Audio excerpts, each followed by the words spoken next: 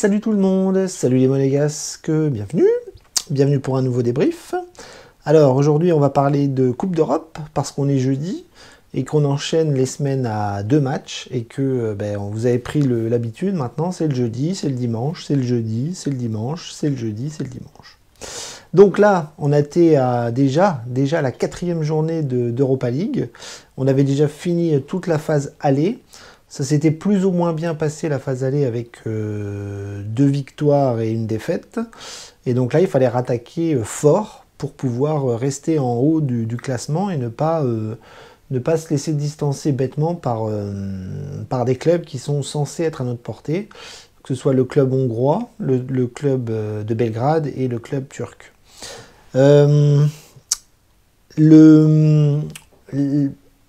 La dynamique était plutôt positive, était plutôt bonne parce qu'on est quand même pas mal gagnant en ce moment dans les matchs. On enchaîne les victoires, on est dans une bonne dynamique, une bonne phase. Et tous les feux étaient ouverts pour que ça se passe bien. D'ailleurs, le groupe appelé par Clément était redevenu quasiment sans blessés, à part Aguilar qui est toujours à l'infirmerie, mais Voland était revenu, Gelson Martins était revenu. Donc tout le monde était là, donc il y avait absolument tous les feux qui étaient ouverts pour que ça se passe bien. Et pour qu'on fasse quelque chose en Turquie, qu'on ramène 1 ou 3 points ce soir. On va voir que ça a été compliqué, ça a été très très compliqué. On a explosé en plein vol, malgré tous ces feux qui étaient ouverts. Voilà. Quand la compo est tombée, on a vu que c'était l'équipe type. Voilà, 4-4-2, il y avait tout le monde, il y avait Nubel. Il y avait juste la tuile Badiachil au dernier moment. C'est-à-dire que lui était là, mais il n'a pas pu jouer parce qu'il a ressenti une douleur aux adducteurs. Il a été remplacé par Malangsar, mais globalement, voilà, c'était une équipe quasiment type. Donc Nubel, Malangsar, Disasi, Caio Henrique, Vanderson, Fofana Camara, sur les côtés Golovin et Diatta et Mbolo Ben Yedder. Voilà. Donc on va analyser un petit peu le match parce que c'est une catastrophe. On a pris une branlée un peu tombée du ciel, on va voir ça. On a pris 4-0 là-bas. Alors si on s'arrête au résultat, on se dit que Monaco est retombé dans ses travers et Monaco a retrouvé ses démons. Monaco a été catastrophique, oui et non. Oui et non parce que on va voir que c'est un scénario comme on a quand même l'habitude de le voir avec Monaco, c'est-à-dire des scénarios un petit peu rocambolesques, surréalistes, c'est-à-dire que le score ne reflète pas forcément la physionomie du match, même si on va voir que en deuxième mi-temps, on est resté au vestiaire. Mais globalement, si on devait résumer le match, c'est que la première mi-temps a été globalement maîtrisée. C'est-à-dire que Monaco était bien en place, physiquement présent. On avait le ballon, on avait des occasions, on était dangereux. Les Turcs reculaient beaucoup, les Turcs n'étaient pas bien. Et en fait, la première mi-temps était globalement pour nous jusqu'à un fait de jeu qui aura fait vriller la rencontre. Voilà. Le fait de jeu, vous le connaissez tous, c'est un but contre notre camp. Alors, pas un but contre notre camp assez conventionnel, non, au contraire, un but contre notre camp complètement ridicule. C'est-à-dire que c'est vraiment le genre de but qu'on pourrait mettre dans les bêtisiers. C'est-à-dire que dans les années 90, il y avait beaucoup de cassettes sur le foot en folie. C'est-à-dire que toutes les bêtises qu'on pouvait voir sur les terrains étaient compilées dans des documentaires, voilà, dans les années 90, et c'était très très drôle. Et bien là, ce soir, on a marqué un but très très drôle. C'est-à-dire que Nubel récupère le ballon et il n'y a pas de danger, il n'y a pas de joueur turc, il y a juste Malangsar qui passe par là. Et en fait, Nubel tire dans Malangsar et le ballon rentre dans les buts. Voilà, donc un but ridicule, un but qui fait mal, parce que c'est complètement à l'encontre du jeu. Monaco était bien, Monaco aurait dû rentrer à la mi-temps à 0-0, plutôt confiant pour la deuxième. Et là, on rentre avec un but contre nous, un CSC venu d'ailleurs. Et là, j'ai l'impression que ça a flingué le moral de tout le monde. Parce que, à cause de ça, on va pas réussir à rentrer dans la deuxième mi-temps. On va se prendre un but très très vite en deuxième mi-temps, sur un corner, et le match est fini. Le match est fini, c'est-à-dire qu'à 1-0 avec un but gag, on peut encore revenir. Moi j'étais confiant, j'étais pas inquiet. Et là, deuxième mi-temps, on prend le deuxième but, et là il n'y a plus personne. Il n'y a plus personne, le match est fini, donc on va complètement déjouer. Monaco ne sera plus là, les joueurs auront complètement baissé les bras, encore une fois. C'est-à-dire que le mental pose quand même souci en ce moment, cette saison à l'AS Monaco. C'est peut-être pas pour rien qu'on a embauché 2 psychologues.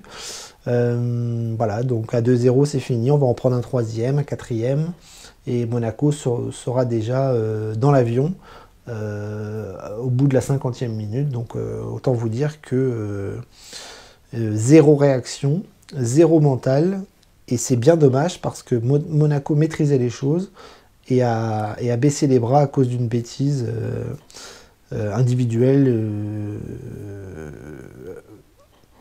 Est-ce que c'est la faute de Malang Sarr, est-ce que c'est la faute de Nubel, je ne sais pas, mais en tout cas à cause d'une bêtise technique, eh bien on prend une branlée, on perd beaucoup, on perd gros, on perd peut-être la 2e place. Alors, j'ai envie de dire c'est pas catastrophique parce que si on gagne les 2 derniers matchs de Ligue Europa, on peut encore se qualifier, c'est pas la question. Là, la question c'est pourquoi ce soir on est autant faible psychologiquement. C'est-à-dire pourquoi Monaco s'écroule après une erreur technique. C'est incompréhensible. On est dans une bonne dynamique, on a les joueurs qu'il faut, on a l'équipe type, tout le monde est là. On peut largement aller chercher l'égalisation en 2e mi-temps, et pourquoi pas la victoire? Eh ben non, c'est tout l'inverse qui s'est passé. Psychologiquement, ça nous a complètement démolis. Et on a vu qu'en 2e mi-temps, Monaco n'était plus là. C'est-à-dire que les corps étaient là, les joueurs étaient là, mais l'esprit n'était plus là. Voilà, donc je ne sais pas c'est de la faute à qui. La faute à Nubel, la faute à Malang Sarr, la faute à Philippe Clément qui n'arrive pas à mobiliser et à tirer son équipe vers le haut mentalement. Je ne sais pas du tout, la faute de tous les joueurs. Oui, non, c'est un tout, c'est un ensemble, mais en tout cas, la défaite ce soir est lourde. Elle est lourde en conséquence. Elle est lourde dans le résultat, elle est lourde sur le plan, j'ai envie de dire, journalistique, parce qu'on va parler de nous en mal, alors que Monaco était bien. Monaco était sur une bonne dynamique, en championnat ça se passait bien. La semaine dernière, cette même équipe, on les a battus, et là c'est tout l'inverse qui se passe. Donc encore une fois, Monaco a 2 visages. Monaco, Dr Jekyll et Mr Hyde. Et on se retrouve très très mal ce soir parce que je vous dis, dans les têtes c'est pas bon, dans les comptes c'est pas bon. C'est vraiment casser une dynamique pour rien, quoi. Vraiment pour rien. On avait toutes les cartes en main pour que ça se passe bien, et sur un petit détail, vous savez, c'est comme un petit mégot de cigarette qui peut mettre le feu à toute une forêt, sur des hectares de forêt. Et bien là, ce soir, c'est ce qui s'est passé dans la tête des Monégasques. C'est-à-dire une petite erreur qui n'est pas... Enfin, je veux dire, le but contre notre camp, il n'est pas catastrophique. Enfin, je veux dire, c'est pas grave. Quand vous maîtrisez les choses avant, c'est pas grave. Et je comprends pas pourquoi à la mi-temps, tout s'est cassé. Et tout était en vrac, tout était en 1000 morceaux. Et personne n'a réussi à remonter la pente. Je comprends pas. Donc c'est un accident, c'est pas le premier, il y en a eu d'autres. Le match contre Ferencváros à domicile était aussi un accident d'un autre type. C'est-à-dire que là, on avait vu des Monégasques absents du début à la fin. Alors peut-être que Ferencváros va nous exploser chez eux dans quelques semaines, hein, c'est pas la question. Mais je suis vraiment très surpris et très déçu de la réaction des joueurs après un tel match, quoi. C'est-à-dire que je comprends pas comment ça peut s'écrouler comme ça sans raison. C'est dur. Donc voilà, je ne vais pas analyser le match, les buts. Je vous dis, on a assuré en première mi-temps, on a eu des occasions, des frappes, on les a fait reculer. On était bon, on était poussif. Enfin bon, il y a tout qui allait bien jusqu'à la boulette. Et la 2e mi-temps, ça a été une longue agonie avec des Monégasques complètement perturbés et absents. Voilà, donc l'analyse des joueurs, je ne vais pas la faire parce que ça a été... tout le monde a disparu. Je vous dis, même Nubel était bon avant la boulette. Alors Vanderson, Diatta, un peu en grande difficulté, j'ai trouvé, sur l'ensemble du match. C'était vraiment eux qui étaient en dessous. Malang Sarr a bien débuté, Disasi aussi, Caio Henrique était présent offensivement et tout ça. Enfin, non, ça se passait bien jusqu'à l'extinction des feux. Donc je pense que je vais éteindre les feux aussi ce soir. Je ne vais pas analyser les joueurs tellement c'est triste et décevant de voir une attitude pareille et de voir un tel gâchis, parce que c'est un gâchis, hein, franchement. En Coupe d'Europe, ça se passait bien, et là, on a tout gâché. C'est pas fini, certes, mais va encore falloir la digérer, celle-là. On va vite enchaîner dimanche contre Clermont. Attention, si mentalement on est parvenu, on peut se faire surprendre aussi chez nous dimanche. Attention, ça peut être une spirale négative. Mais ouais, ça va être dur à digérer cette défaite parce qu'elle est lourde, elle fait mal, elle est ridicule, elle est aussi le symbole d'une équipe qui est fragile. Voilà. Donc je vais pas aller plus loin, je vais essayer de digérer le truc. C'est vraiment un match bizarre. Maintenant, je pense que le discours des dirigeants et de l'entraîneur va être le même, hein, c'est-à-dire réagir, c'était un accident, il faut vite s'en remettre dedans, on a encore la possibilité de se qualifier, voilà, je veux dire, un match chasse l'autre, la vérité de ce soir n'est pas celle de demain, mais honnêtement, je pense que là, depuis le début de saison, on a quand même pas mal de matchs qui nous font penser que cette équipe est bonne, ce groupe est bon, mais il y a des failles, il y a des lacunes, il y a des fragilités qui sont quand même extrêmement difficiles à soigner, quoi. Je ne sais pas si Philippe Clément a les armes pour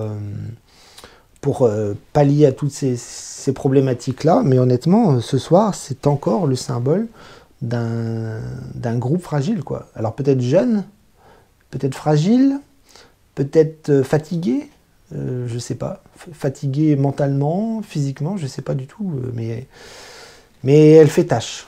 Voilà, Ferencváros, ça faisait tâche. Trabzonspor chez eux ce soir, ça fait tâche. Il faut absolument que les deux qui restent, ce soient des exploits. Ouais, j'ai envie. C'est triste à dire parce que c'est des équipes qui sont censées être pas terribles, et on voit que Monaco, comme beaucoup d'autres clubs français, n'y arrive pas. Et on va devoir parler d'exploits en Hongrie et chez nous contre Belgrade. Voilà. Donc j'espère que dimanche ça va bien se passer, qu'on va se remettre la tête à l'endroit, parce que des accidents, c'est pas le premier, ça sera sûrement pas le dernier, mais il faut très très vite réagir pour pouvoir se remettre les yeux en face des trous, la tête à l'envers, et surtout retrouver la victoire déjà. Voilà, donc j'ai pas trop les mots, je suis choqué en fait. Je pense que je suis choqué du résultat et de la manière dont ça s'est passé. Voilà, tout allait bien, et puis paf, vous prenez, c'est comme si vous prenez, en fait c'est comme un accident de voiture, hein, c'est-à-dire que des fois vous vous y attendez pas, et boum, ça arrive en une fraction de seconde, et tout est cassé, tout est mort, et voilà. Et donc la réaction est attendue très très vite, en espérant que le groupe et l'entraîneur y arrivent dès dimanche. Dagemonegu, à dimanche soir pour le débrief de Clermont.